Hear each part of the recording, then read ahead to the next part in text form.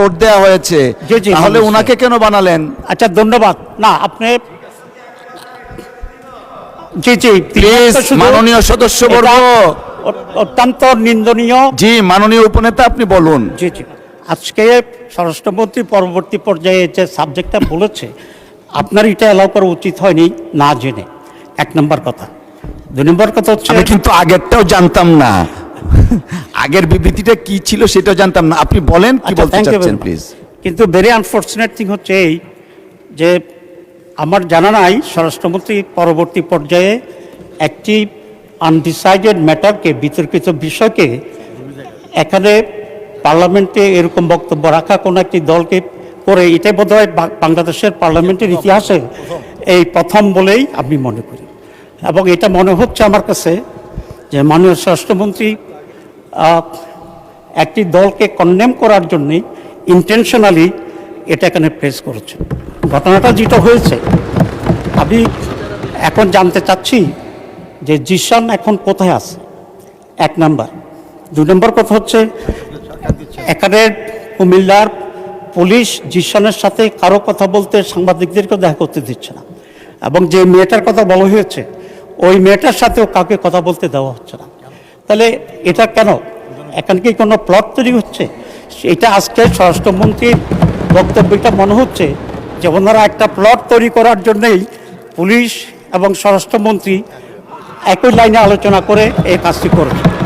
দুই নম্বর কথা হচ্ছে, এই ধরনের এই ঘটনাটি যে ন্যাচারাল হয়েছে, এই ধরনের কোনটা সঠিক এখন এটা ডিসাইডেড হয়নি, এটার কোনো স্টেটমেন্ট আসেনি। দুই নম্বর কথা হচ্ছে, এই ধরনের ঘটনা যেগুলো সত্য, প্রতিদিনই নানা ঘটনা ঘটছে, কিন্তু পার্লামেন্টের মধ্যে এটাই আসছে। মাননীয় উপনেতা, আপনাকে অসংখ্য ধন্যবাদ। যদিও 300 বিধির উপরে কিছু বলার থাকে না, তারপরে আপনি বলেছেন, অসংখ্য ধন্যবাদ। কন্ডেম করি এবং এই ধরনের সমস্ত ঘটনা আসতে হবে। Thank you. এবং এটা কোনো প্রমাণিত হয়নি, তার ছবি আমাদের কাছে আছে। ইসলামী ছাত্র শিবির মাননীয় সদস্য আর বোধহয় দলকে এইভাবে পার্লামেন্টে দায়ী করবে, বানোয়াট কথা বলবে এবং ষড়যন্ত্র করবে, এটা তো কোনো পার্লামেন্টে মেনে নেওয়া যায় না। আমি মনে করি স্বরাষ্ট্রমন্ত্রী এটা উইথড্র করা উচিত, অথবা আপনি এটাকে এক্সপ্যান্ড করা উচিত, কারণ এছাড়া ছবি আমাদের কাছে আছে।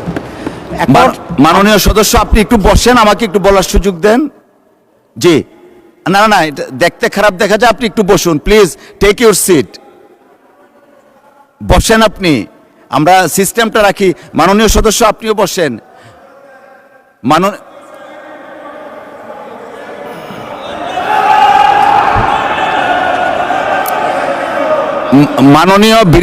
মাননীয় বিরোধী দলীয় উপনেতা, আপনি দয়া করে বসুন, সবাই বসুন, এদিকে যারা আছেন আপনারাও বসুন, আপনারা বসুন বসুন বসুন।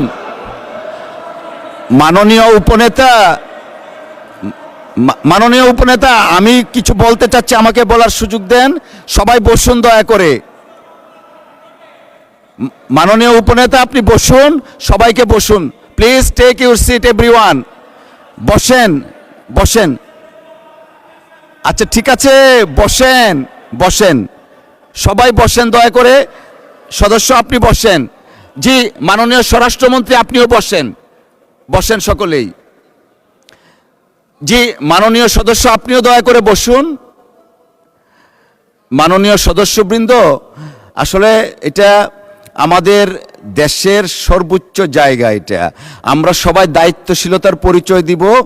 আপনি যে কথাটা বললেন, অনেক কথা বলা হয়েছে স্বরাষ্ট্রমন্ত্রীর পক্ষ থেকে, কথা শুরু করলে আমরা অনেকে অনেক কথা বলতেই থাকি। আপনি যা বললেন সর্বশেষ এক্সপান্স করার জন্য আমরা পরীক্ষা নিরীক্ষা করে দেখব, যদি সংসদীয় রীতিনীতির বাইরে কিছু হয়ে থাকে সেটা পরবর্তীতে সিদ্ধান্ত নেওয়া হবে। সকলকে অসংখ্য ধন্যবাদ। আমরা কোনো বিতর্কে যেতে চাচ্ছি না, প্লিজ বসেন।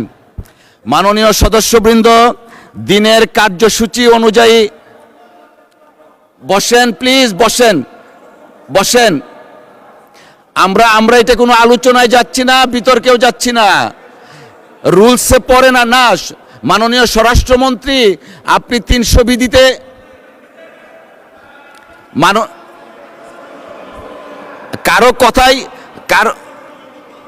কারো কথাই শোনা যাচ্ছে না, আপনারা বসেন, একটু পরে বসবেন, একটু পরে আপনি বসেন। 300 বিধিতে বক্তব্য দেওয়ার পর এই ব্যাপারে কোনো কোশ্চেন করা যায় না। আমাকে শেষ করতে দেন। যেহেতু বিরোধী দলের নেতা নেই, উপনেতা হিসাবে উনি দাঁড়িয়েছেন, প্রিভিলেজটা আমরা দিয়েছি। উনি যে বক্তব্য রেখেছেন সেটার প্রেক্ষিতে আমি রুলিং দিয়েছি যে যদি মাননীয় স্বরাষ্ট্রমন্ত্রীর কোনো বক্তব্যে অসংসদীয় কিছু থাকে পরীক্ষা নিরীক্ষার পর সিদ্ধান্ত দেওয়া হবে। সবাই দয়া করে বসেন, আমরা দিনের কার্যসূচিতে যাচ্ছি। মাননীয় সদস্যবৃন্দ, দিনের কার্যসূচি অনুযায়ী এখন 2025 এটা পরে 2025-26 অর্থ বৎসরের সম্পূরক বাজেট সম্পর্কে সাধারণ আলোচনা অনুষ্ঠান হবে। না না, রেকর্ডে যায়নি, আমি তো বলেছি। আপনি বসেন, বসেন মাননীয় মন্ত্রী, বসেন, সকলেই বসেন।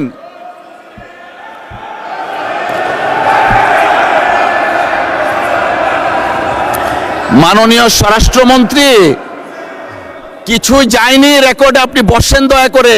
Let us start our business. আপনারা বসেন, বসেন।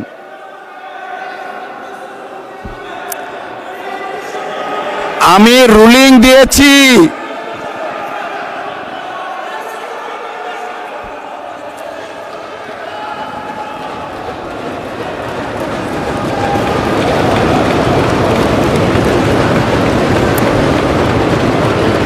এই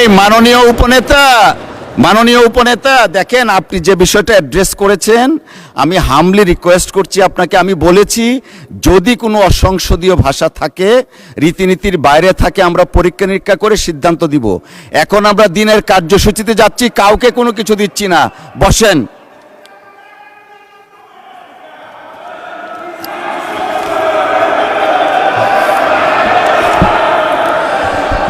এরপর